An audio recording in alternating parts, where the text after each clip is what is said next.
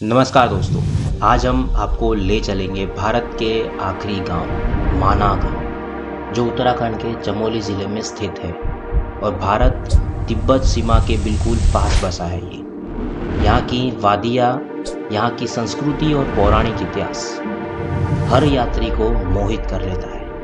तो चलिए शुरू करते हैं एक अद्भुत यात्रा की ओर।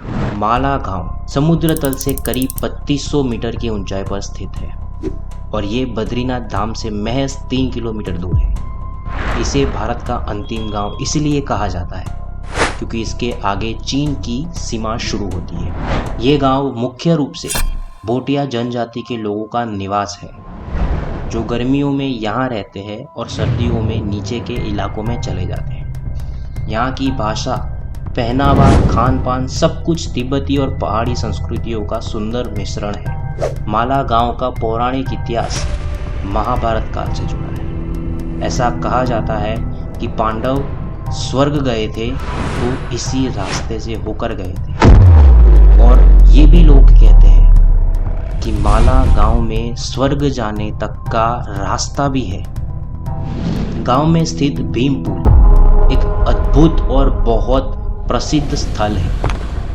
कहा जाता है कि जब द्रौपदी सरस्वती नदी पार नहीं कर पा रही थी तो भीम ने एक बड़ी चट्टान उठाकर पुल बना दिया था। आज भी वो पत्थर वहाँ पर मौजूद है और विशाल पुल वहाँ मौजूद है, जिसे देखकर आप हैरान रह जाएंगे। इसके अलावा यहाँ व्यास गुफा भी है, जिसमें महर्षि वेद व्यास ने 18 महापुराणों की रचना की थी। साथ ही में गणेश गुफा भी है, जहां भगवान गणेश ने महाभारत को लिखा था। माला गांव को सिर्फ धार्मिक नहीं, प्राकृतिक रूप से भी बहुत समृद्ध बनाया गया है। यहाँ चारों ओर बर्फ से ढके पहाड़, नीला आसमान और कलकल करती सरस्वती नदी बहती है। आप सोच सकते हैं कि ये 3200 मीटर ऊंची है और वहां से बहती है, और आप इसी गांव से सरस्वती नदी को बहता देख सकते हैं, क्योंकि यहीं से उसकी शुरुआत होती है। और ये भी कहते हैं कि सरस्वती नदी यहाँ के बाद अगर आपको देखनी है तो आपको पाताल लोक में जाना पड़ेगा। गर्मियों में यहाँ का मौसम बहुत ही सुहाना रहता है।